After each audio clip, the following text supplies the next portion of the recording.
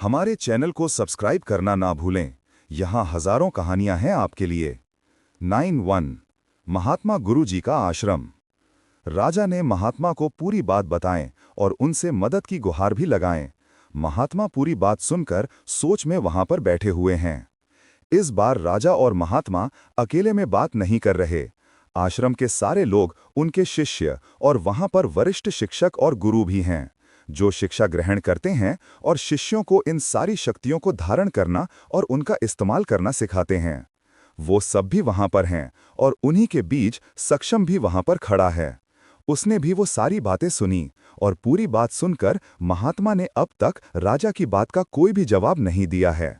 लेकिन तभी सक्षम आगे आते हुए बोला, गुरुजी, आज्ञा हो तो मैं इस विषय में कुछ बोलना चाहता हूं। वहां पर इतने सारे मौजूद लोगों में से किसी ने भी अब तक कुछ भी नहीं बोला है।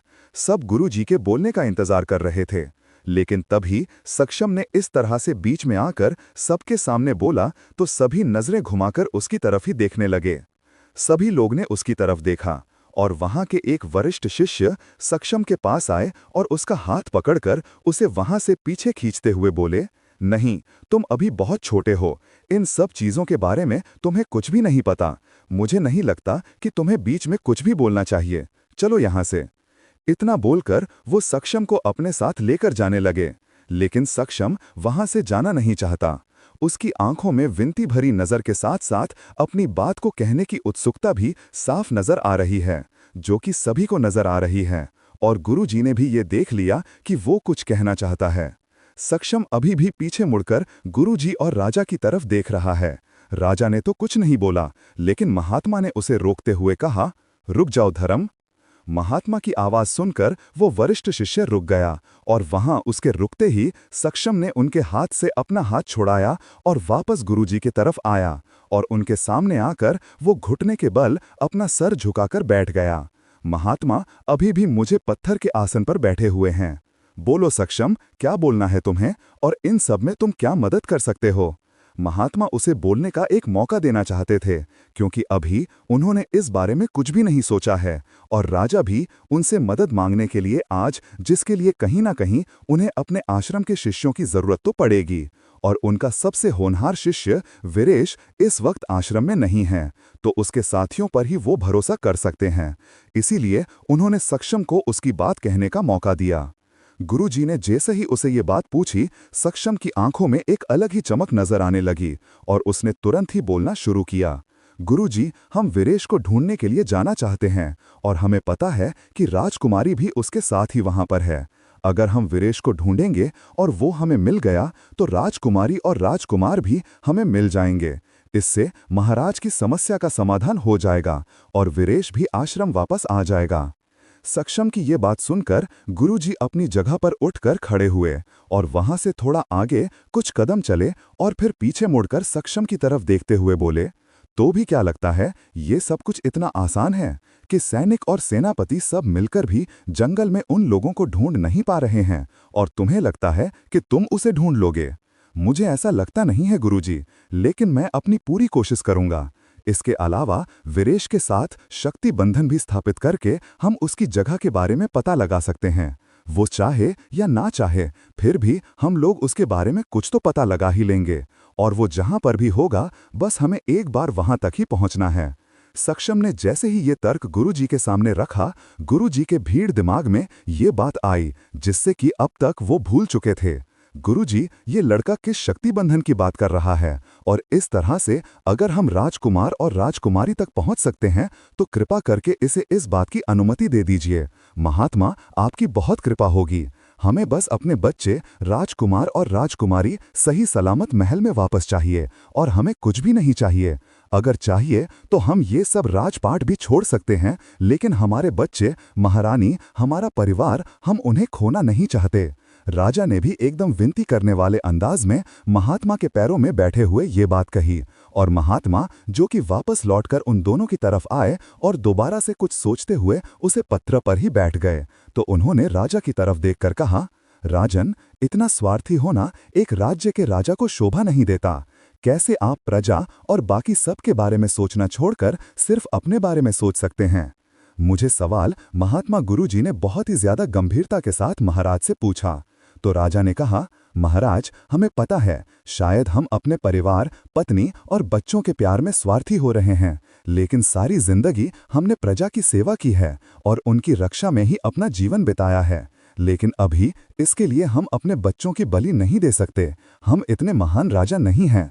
हमारे लिए हमारा परिवार भी महत्वपूर्ण है, उतना ही महत्वपूर्ण जितना कि हमारी प्रजा और हमारे राज्य के लोग हैं। उनसे ज्यादा नहीं, लेकिन उनसे कम भी नहीं। इसलिए बस हम अगर उन्हें सही सलामत देखना चाहते तो हमें नहीं लगता इसमें कुछ भी बुराई है। राजा ने बहुत ही बुद्धिमानी के साथ महात्मा की बात का जवाब दिया। तो उसकी बातें सुनकर महात्मा के चेहरे पर एक तसल्ली भरी मुस्कुराहट आई और उन्होंने कहा, राजन, क्या तुम्हें लगता है कि हमें फिर से अपने शिष्य पर भरोसा करना चाहिए, जबकि एक शिष्य की वजह से ही ये सब कुछ शुरू हुआ? अगर उसने महल में राजकुमारी को बचा लिया होता, वो अपने कार्य में असफल ना होता, तो शायद आज ही नौबत ही नहीं आती। महात्मा ने फिर से राजा से प्रश्न किया और सारे लोग भी सांसें रोककर उनके बीच चल रही बातचीत सुन रहे हैं, क्योंकि ये कुछ ऐसी बातें हैं जिसके बारे में अब तक उनमें से किसी को भी नहीं पता है और उन सब को अपने सामने के सब कुछ जो भी पता चल रहा है वो सब उनके लिए एकदम ही नया है। महात्मा की ये बात सुनकर राजा वहां से घुटने के बल एकदम सीधा होकर महात्मा के सामने बैठ गया। उसने नजर उठाकर भी ऊपर की तरफ देखा और गहरी सांस लेते हुए बोला, नहीं, इसमें उस लड़की की गलती नहीं है। उसने अपनी तरफ से पूरी कोशिश की होगी। इस बारे में हम पहले भी चर्चा कर चुके हैं और हमें भी पहले से अंदाजा था कि वो शैतान विक्रांत बहुत ही ज्यादा ताकतवर हैं और इस चीज के लिए वो भी वर्षों से तैयारी कर रहा था। तो ये तो होना ही था और इसीलिए ही हमने राजकुमारी की जगह पर नकली राजकुमारी को इतने सालों से राजमहल में रखा हुआ था, जिससे किसी को भी ये सच पता न चल पाए और हमारी योजना सफल भी हो गई। लेकिन जारी रहेगा। हमारे चैनल को सब्सक्राइब करना ना भूलें। यहाँ हजारों कहानियां हैं आपके लिए। राजा महात्मा को पूरी बात बता रहे थे कि किस तरह उन्होंने असली राजकुमारी को नकली राजकुमारी से बदल दिया। सब लोग ये बात सुनकर हैरान थे और राजा ने उसके आगे बोलना जारी रखा। हमारी योजना सफल भी हो गई। हमने सबको बेवकूफ बना दिया, यहाँ तक उसे विक्रांत को भी। लेकिन चंद्रिका, उसे वसुंधरा से इतना लगाव है कि वो खुद ही उसे ढूंढने चली गई और हमें बिल्कुल नहीं पता था कि हमारा बेटा, जो कि नकारा, नालायक और निकम्मा लगता था, साथ ही उसे अपनी बहन से कुछ खास लगाव भी नहीं था। वो भी उस बहन के मोह में उसे ढूंढने के लिए चंद्रिका के साथ चला गया और उनके पीछे अब उनकी माँ ने अपनी हालत एकदम खराब कर रखी है, जो कि मुझे अच्छी नहीं जा रही और अब मुझे और सहन नहीं होता। इसलिए मैं आपकी शरण में आया हूँ गुरुजी। इसलिए अगर मुझे एक छोटी सी उम्मीद की किरण भी मिल रही है मेरे बच्चों को वापस पाने की, तो मैं उसे भी खोना नहीं चाहता। आप अपने शिष्यों को एक बार भेजिए और शक्ति बंधन या जो भी, जैसे भी वो लोग राजकुमार और राजकुमारी का पता लगा सकते हैं, वो सब कुछ करने की अनुमति दीजिए। मैं बस इतनी ही विनती कर सकता हूँ आपसे। इतना बोलते हुए राजा ने महात्मा के सामने अपने दोनों हाथ जोड़ लिए। तो थोड़ा सोते हुए महात्मा ने राजा की तरफ देखा और फिर सक्षम की तरफ देखते हुए बोले, ठीक है, बताओ हमें, आखिर क्या सोचा है तुमने और कैसे पहुंचोगे तुम लोग वीरेश तक? क्योंकि जंगल में किस तरह के खतरे हैं और वहां से लेकर पहाड़ी तक जो सारी शैतानी दुनिया है, और वहां इसी तरह के सारे बुरी शक्तियों से जुड़े हुए लोगों के अलग अलग प्रजातियां पाई जाती है। तो क्या उन सबसे सामना करने के लिए तुम लोग पूरी तरह से तैयार हो? महात्मा के इस सवाल पर सक्षम थोड़ा सा सच में पड़ गया और उसे अभी तो सच में पता नहीं था कि वहां पर कितने सारे अनजान खतरे उसका इंतजार कर रहे होंगे। लेकिन आपने ये बात बोल दी है तो वो पीछे भी नहीं हट सकता। इसलिए उसने कहा, हाँ, मैं इन सब के लिए तैयार हूँ, लेकिन बस मुझे थोड़ा सा समय चाहिए। कल तक का समय काफी होगा। आप बस आज्ञा दीजिए गुरुजी। ठीक है, जाओ और विजयी होकर लौटो। हमारा आशीर्वाद तुम्हारे साथ है। गुरुजी ने अपना हाथ उठाकर सक्षम की तरफ आशीर्वाद देते हुए कहा, फिर आज्ञा कर उसके सिर पर हाथ रखा और फिर बिना कुछ बोल ही वहां से चले गए, बाकी सारे लोगों को वहां छोड़कर। वसुंधरा उसे पूरी जगह पर इधर उधर चलते हुए बाहर निकलने का रास्ता ढूंढ रही थी, क्योंकि जब से विक्रांत उसे वहां पर लेकर आया है, उसने विक्रांत के अलावा किसी भी और को अपने आसपास नहीं देखा। उसके पहरेदारी करने के लिए भी विक्रांत और किसी को नहीं रखना, शायद वो और किसी पर भरोसा ही नहीं करता है। ये बात अब तक वसुंधरा को समझ आ गई है, लेकिन अगर उसे कुछ नहीं समझ आया है तो वो है विक्रांत के इरादे। वो क्या करना चाहता है उसके साथ, क्यों लेकर आया है उसे यहाँ पर। इस बारे में वसुंधरा को अब तक कुछ भी पता नहीं चला है। इसके अलावा एक और शैतान ने उस पर हमला किया था जब वो इससे पहले वाली खंडहर जैसी जगह पर एक कमरे में कैद थीं। लेकिन वो कौन था और उसने ऐसा क्यों किया था, इस बारे में भी वसुंधरा को कुछ पता नहीं है। और जब भी उसने विक्रांत से पूछा, विक्रांत उसकी इस बात का कोई भी जवाब नहीं देता है। इन सब बातों के बारे में सोच सोचकर वसुंधरा का दिमाग खराब हो चुका है और उसे ऐसा लग रहा है जैसे वो अब और अंधेरे में या कैद में ऐसे बंद जगह पर रही तो पागल हो जाएगी। इसलिए आज जैसे ही वो होश में आए और उसने खुद को बांधा हुआ नहीं पाया, वो किसी भी रूप से बंधी हुई नहीं थी और ना ही किसी छोटी जगह पर कैद थी। वो वहां गुफा में खुली हुई एक पत्थर पर लेटी थी, जहां पर वो उठकर बैठी और फिर उसे एक तरफ से रोशनी आई हुई दिखाई दी। तो वो उसे तरफ ही बढ़ रही है, इस उम्मीद में कि वहां से उसे बाहर निकलने का रास्ता मिलेगा।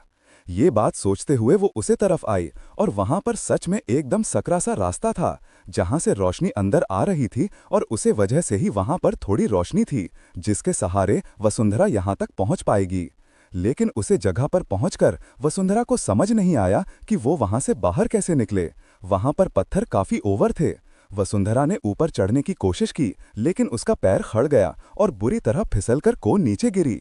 लेकिन फिर भी उसने हार नहीं मानी। उसके सिर पर हर किसी चोट भी लग गई, जिसमें उसे हल्का दर्द हुआ, लेकिन उसने इस पर ध्यान नहीं दिया और दोबारा से उसे तरफ बढ़ी। और तभी उसके कानों में एक आवाज पड़ी, लाओ हाथ दो मुझे अपना, मैं तुम्हें यहां से निकाल सकता हूं। वो आवाज सुनते ही वसुंधरा एकदम चौंक गई। उसे बिल्कुल भी उम्मीद नहीं थी कि वहां पर उसके अलावा कोई और भी है, लेकिन वो आवाज वहां पर एकदम गूंजती हुई सी महसूस हुई। लेकिन वसुंधरा को ऐसा लगा जैसे कि वो आवाज बाहर की तरफ से आ रही है, जहां से वो रोशनी अंदर आ रही है। इसलिए वसुंधरा ने थोड़ा सा उचककर वहां से झांकने की कोशिश करते हुए देखा और तभी एकदम अचानक से बाहर से एक हाथ अंदर आया। वो हाथ एकदम वसुंधरा के चेहरे के नजदीक था और उसे देखकर वसुंधरा तुरंत ही चिहूक कर पीछे हट गई और ना चाहते हुए भी उसके मुंह से एक हल्की चीख निकल गई। आह! वसुंधरा की चीख सुनकर बाहर से आई हुई उस आवाज ने कहा, डरो मत, मेरा हाथ पकड़ो, मैं तुम्हारी मदद करने के लिए आया हूं। मैं ही तुम्हें यहां से बाहर निकाल सकता हूं, आओ मेरा हाथ पकड़ो। वसुंधरा को नहीं समझ आ रहा था कैसे इस वक्त कौन सा अनजान मददगार वहां पर उसकी मदद करने के लिए आ गया है और वो कैसे इस तरह एक अजनबी आवाज पर भरोसा कर ले, जिसका कि चेहरा भी उसे नजर नहीं आ रहा है। लेकिन फिर वसुंधरा के पास इसके अलावा कोई और रास्ता भी नहीं था और ना ही ज्यादा सोचने का समय, क्योंकि उसे लग रहा था विक्रांत किसी भी वक्त यहाँ पर आ सकता और अगर एक बार बुखार आ गया तो फिर यहाँ से कभी भी बाहर नहीं निकल पाएगी। और इसलिए उसने थोड़ा जोखिम उठाने का सोच और एक गहरी सांस लेते उसने उसे खुली हुई जगह से अंदर आते हुए उसके हाथ की तरफ अपना हाथ बढ़ाया और तुरंत ही उसका हाथ पकड़ लिया। और जैसे ही वसुंधरा का हाथ उसे हाथ से छुए, उस पूरी जगह पर वैसी ही एक सफेद रोशनी फैल गई जैसी कि उस जगह से अंदर आ रही थी। और वो रोशनी इतनी तेज थी कि उसकी चमक में वसुंधरा की आंखें भी बंद हो गया और वसुंधरा ने अपनी आंखों के आगे अपना दूसरा हाथ लगा लिया और जबकि एक हाथ अब से अभी भी उसने उस हाथ को पकड़ा हुआ है। कहानी जारी है। कहाँ है चंद्रिका, वीरेश और राजकुमार समर? कौन है ये वसुंधरा का अनजान मददगार और ये सच में मददगार है या फिर कोई दुश्मन? और क्या सक्षम कामयाब हो पाएगा वीरेश तक पहुंचने में?